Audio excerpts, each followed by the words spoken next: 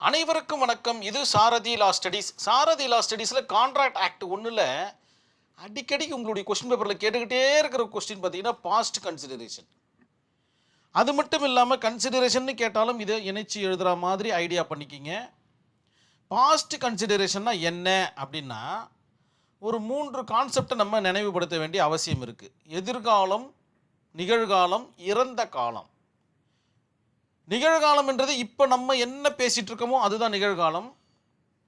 எதிர்காலம் என்றது பார்த்திங்கன்னா என்ன வரப்போகுதுன்றதை ப்ரிடிக்ட் பண்ணுறோமோ அது எதிர்காலம். இறந்த காலம் என்றது நடந்து முடிந்ததை சொல்லக்கூடிய கான்செப்ட் எல்லாம் இறந்த காலத்தில் வரும்.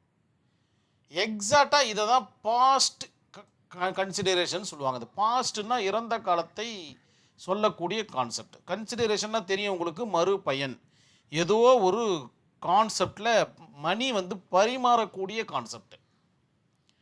பணப்பரிமாற்றம் தான் பார்த்தீங்கன்னா கன்சிடரேஷன் சொல்லுவாங்க. கன்சிடரேஷன் பணமாக இருக்கணும் அப்படின்னு இந்தியன் கான்ட்ராக்ட் ஆக்ட் எந்த இடத்துலையுமே சொல்லலை.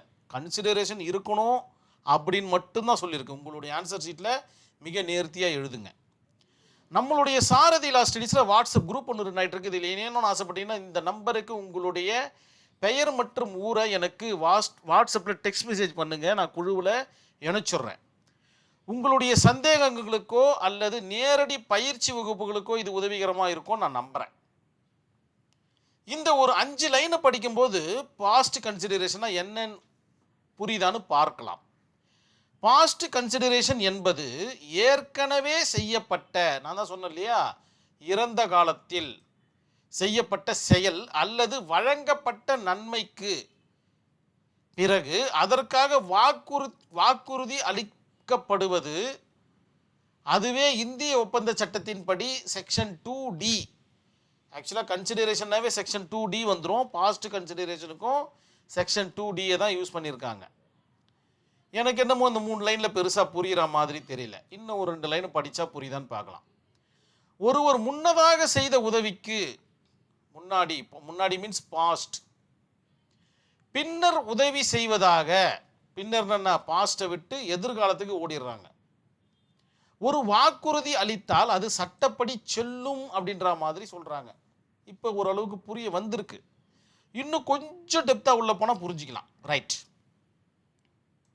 ஒரு இல்லுஸ்ட்ரேஷன் படிக்கிறேன், கவனமாக நோட்ஸ் எடுத்துக்குங்க. Past consideration is very very important. நல்லா நோட் பண்ணிக்கணும். நீங்கள் ஏ என்பவர் கடந்த ஆண்டு பிக்கு நிதி உதவி செய்திருந்தால் பி வாக்குறுதி கொடுக்கிறது. ஏ பார்த்தீங்கன்னா பிக்கு ஏதோ நிதி உதவி செய்யுது.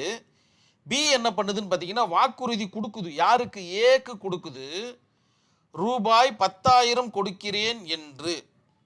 நீங்கள் செஞ்ச உதவிக்கு கைமாறா நான் எதிர்வரும் காலங்களில் நான் 10,000 ரூபாய் கொடுக்குறேன் அப்படின்ற மாதிரி ப்ராமிஸ் பண்ணுது.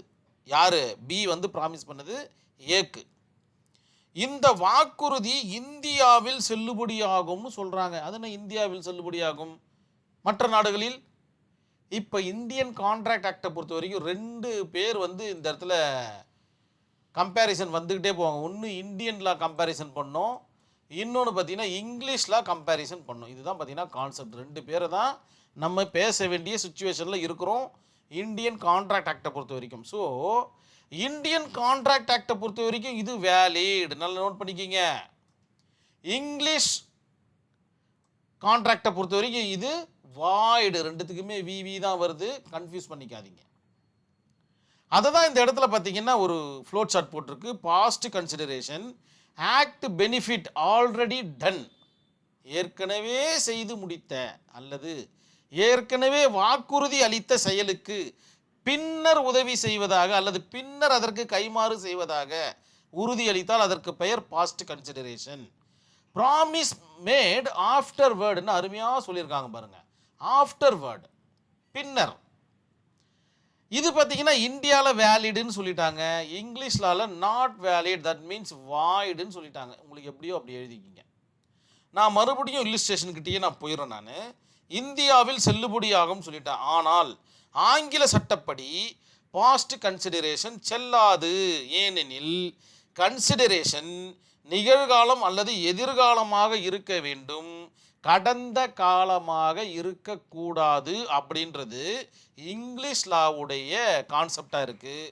ஆனால் இந்தியன் லாவில் ஒரு படி மேலே போயிட்டு எந்த காலமாக இருந்தாலும் கன்சிடரேஷன் ஏற்றுக்கொள்ளப்படும் அப்படின்ற மாதிரி மிக அழகாக முடிச்சிட்டாங்க. ஸோ பாஸ்ட் கன்சிடரேஷன் உங்களுக்கு ஓரளவுக்கு கிளியர் ஆகிருக்கும் இந்த இல்லுஸ்ட்ரேஷன் மூலமாக. இந்த ஒரு கேஸ் ஸ்டடியை படிக்கும்போது இன்னும் எதனா தெளிவாக தெரியுதான்னு பார்க்கலாம். இது இந்தியன் கேஸ் ஸ்டடி. இது சிந்தா வெர்சஸ் ஆப்ரகாம் இன் 1895 நடந்த ஒரு வழக்கு பாம்பே ஹைகோர்ட்டில் நடந்திருக்கு. தந்தை வாங்கிய கடனை மகன் செலுத்தி விட்டார். நியாயம்தானே? சரி. தந்தை மகனிடம் வாக்குறுதி கொடுக்கிறார், நீ அடைத்த கடனை நான் பின்னர் திருப்பி தருகிறேன் என்று. கான்செப்ட் இவ்வளோதாங்க கேஸில்.